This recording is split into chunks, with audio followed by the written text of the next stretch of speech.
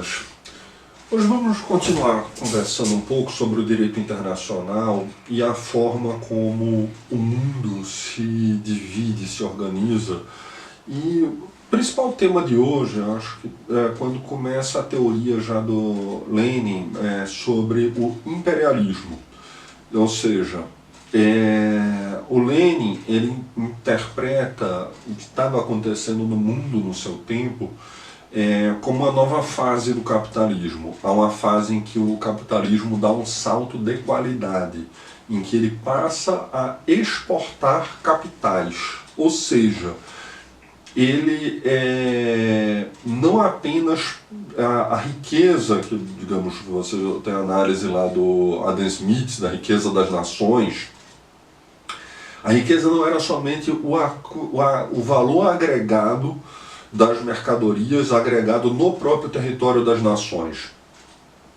Passa a haver uma nova realidade, em que as nações imperialistas passam a explorar a mão de obra e a mais-valia das outras nações por ela dominadas, seja com os métodos coloniais clássicos, seja novas formas de domínio, mas que passam as empresas, por exemplo, norte-americanas, a explorar o proletariado brasileiro, a explorar o proletariado de qualquer outra parte do mundo, e isso passa a ser uma característica do imperialismo.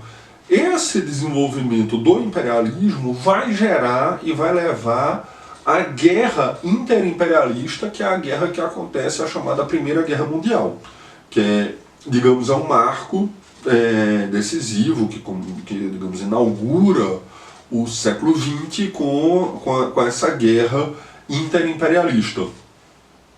Essa guerra interimperialista, ela tem vários elementos que eu acho que a gente pode desenvolver, e vai tentar desenvolver aqui nesse vídeo de hoje, vários aspectos que são muito relevantes para entender o que acontece como a estrutura, porque vários dos elementos que lá estavam desenvolvidos, hoje são resgatados.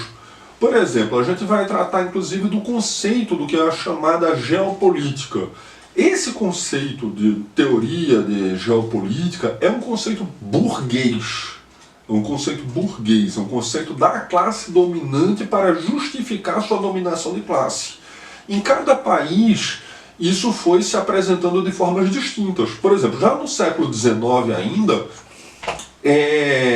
os Estados Unidos cria a teoria da predestinação, de que os Estados Unidos seriam uma nação predestinada, escolhida por Deus, e a América para os americanos. Ou seja, eles separam com o Oceano Atlântico, dizem, olha, aqui o imperialismo norte-americano vai dominar esta região toda aqui.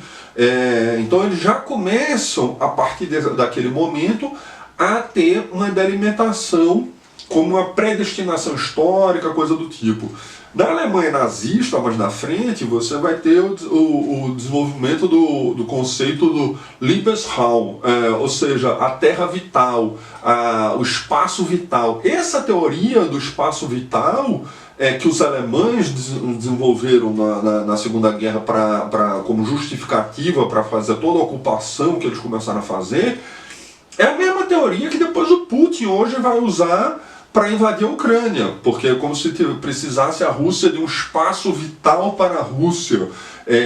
E aí tem toda uma teoria do centro euroasiático, é o centro predestinado para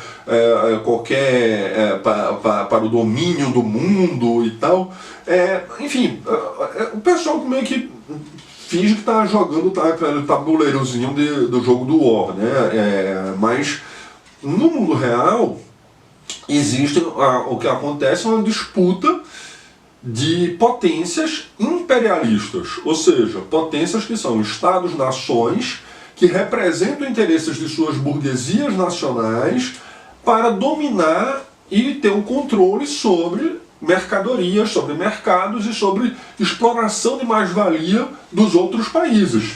Então, é basicamente essa estrutura que a gente vai ter. Então, surge a partir daí também, nos campos da esquerda, nos setores da esquerda, a tal da teoria dos campos, como se houvessem campos imperialistas mais progressistas e campos imperialistas reacionários, e que devêssemos apoiar determinados campos imperialistas que seriam supostamente progressivos. Esse embate teórico já se inicia antes mesmo da Primeira Guerra Mundial. Por quê? Quando você tem a social-democracia alemã apoiando e votando a favor dos créditos de guerra, você tem a traição completa da social-democracia contra a classe trabalhadora do mundo. Do mundo, não só a classe trabalhadora alemã, mas do mundo inteiro. Porque, inclusive, esses mesmos reformistas da social-democracia que votaram a favor do crédito de guerra são os mesmos que mais na frente, depois da guerra, vieram matar Rosa Luxemburgo. Lembremos bem, não esqueçamos quem foi que assassinou a Rosa Luxemburgo. Foram sociais-democratas, reformistas, enfim, que eles com essa teoria, qual foi a teoria que eles desenvolvem lá? Como se houvesse campos imperialistas distintos, e de fato o que acontece? Naquele momento havia um bloco imperialista formado principalmente pela França e Inglaterra, e que mais na frente depois os Estados Unidos vêm a se somar nesse bloco, e que esse bloco estava disputando contra outros imperialismos que seriam concorrentes, que seria o imperialismo alemão, o Império Austro-Húngaro e o Império Otomano, que já era, enfim, foi inclusive a decadência depois do Império Otomano, né? A partir dali o Império Otomano vem a derrocada depois da Primeira Guerra.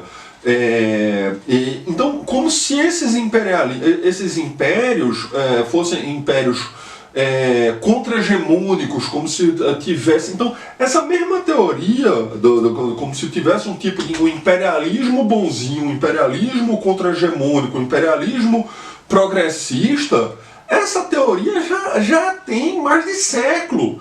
E o pessoal hoje pinta como se fosse uma grande novidade, como se o Putin fosse um imperialismo bonzinho, como se a China fosse um imperialismo bonzinho, um imperialismo que não explora tanto, só faz contratos e negócios e não invade com armas e tal. Bom, isso na verdade é uma falsificação histórica. Isso é, se não ignorância, é descaramento. É descaramento completo. Por quê?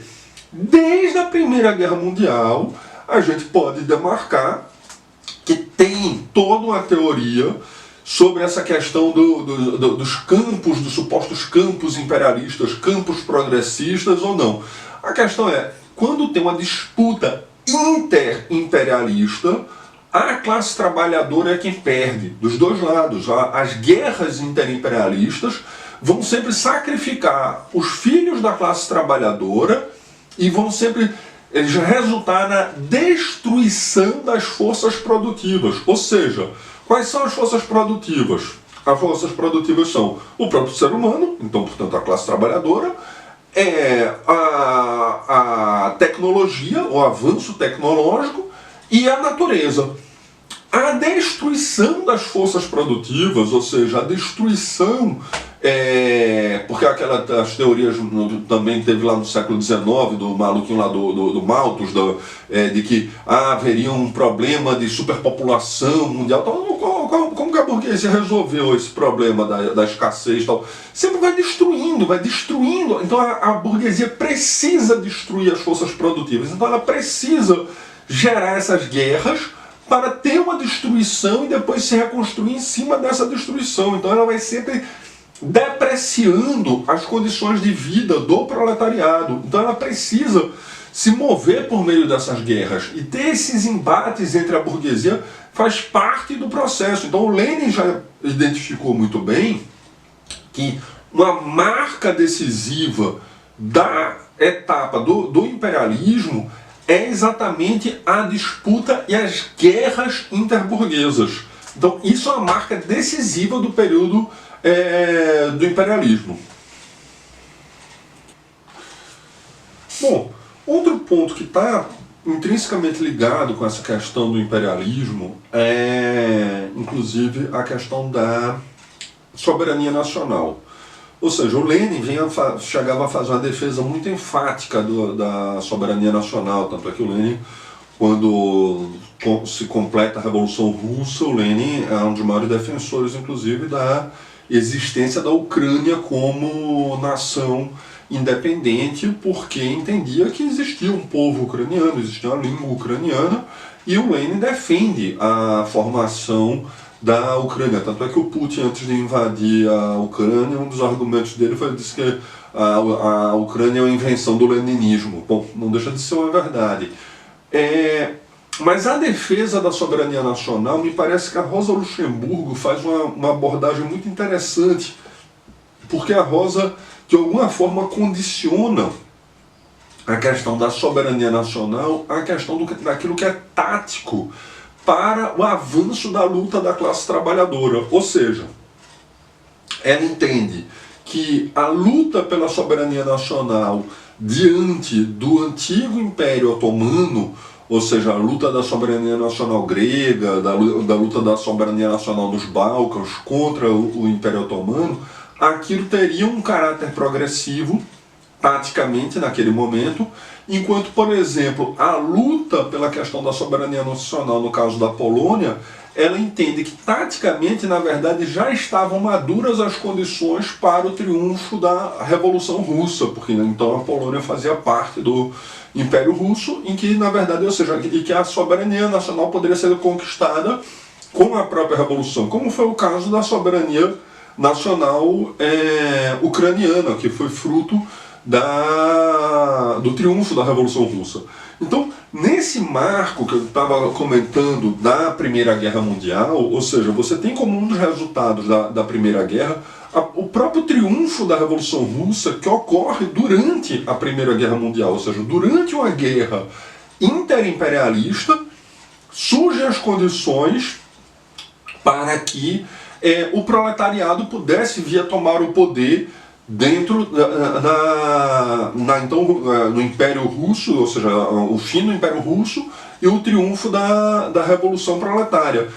Inclusive surgiram condições na Alemanha em que houve um processo depois, entre o final de 1918, já 1919, até o início dos anos 20, em que há um processo revolucionário que depois veio a ser sufocado pela social-democracia, pelo reformismo, e que abriu a porta, o espaço para depois o surgimento do nazismo. Então, mas o que é importante a gente entender nessa fase é exatamente essa questão da luta de um lado, da questão da soberania nacional, mas como que isso também de alguma forma está relativizado pela questão da luta pela própria revolução em si, ou seja, a revolução proletária, a luta pela tomada do poder pelo proletariado. Isso é que é o determinante, isso é que vai ser o decisivo no final das contas. E depois a gente entender que as lutas entre, eventualmente, nações, você precisa levar em consideração não somente o caráter, se é democrático ou não é democrático, determinada nação, mas qual a relação que existe entre essas nações, que é uma teoria que o Trotsky depois vai desenvolver mais, ele até usa na época como exemplo hipotético, uma guerra da Inglaterra contra o Brasil na época do Getúlio Vargas, ele dizendo, bom, se a dita democracia inglesa entrar numa guerra contra o ditador brasileiro, Getúlio Vargas, na verdade, quem que a gente vai apoiar? E aí ele colocando, a gente tem que apoiar, na verdade, as nações oprimidas contra as nações imperialistas, independentemente do caráter democrático ou não dos seus governos, porque, na verdade, as nações imperialistas vão colocar depois no lugar ditadores tão ou mais sanguinários quanto aqueles que já estavam, na verdade. E é curioso que, tempos depois, na verdade, veio a ter, de fato, uma guerra entre a Argentina, de uma ditadura na Argentina, mas contra a Inglaterra por conta das Ilhas Malvinas e da soberania nacional, do controle das Ilhas Malvinas. Mas esse exemplo do Trotsky é muito interessante, porque isso serve de balizador para a gente entender. Se há uma luta entre uma nação oprimida e uma nação imperialista, a gente vai se colocar do lado da nação oprimida. Mas se é uma luta interimperialista, a gente é contra a existência da luta. a gente vai defender, inclusive, o derrotismo revolucionário. Agora, como resultado da Primeira Guerra Mundial, além, como eu já falei, do surgimento dessa onda revolucionária, da Revolução Russa, mas também surge, como resultado, o Tratado de Versalhes, e que tem como consequência a chamada Liga das Nações. Então, aquilo que seria o primeiro esboço do que viria a ser depois as Nações Unidas. Que, bom, no caso das Nações Unidas já é o resultado da Segunda Guerra Mundial, que a gente vai falar mais adiante, mas como resultado da Primeira Guerra Mundial, a gente destaca que tentou se estabelecer, naquele momento, uma primeira condição de uma Liga das Nações, em que as nações imperialistas começaram a tentar buscar um acordo entre si. Mas, né, depois aí a gente vai ver que não só não conseguiram, como inclusive hoje até quem debata se a Primeira Guerra Mundial e a Segunda não teriam uma continuidade entre elas e tal. Porque o que é que acontece? A Primeira Guerra Mundial, ela também é muito fruto exatamente de um imperialismo no capitalismo tardio. Ou seja, a Alemanha não possuía colônias como a Inglaterra, como outrora já tinham possuído a Espanha, Portugal.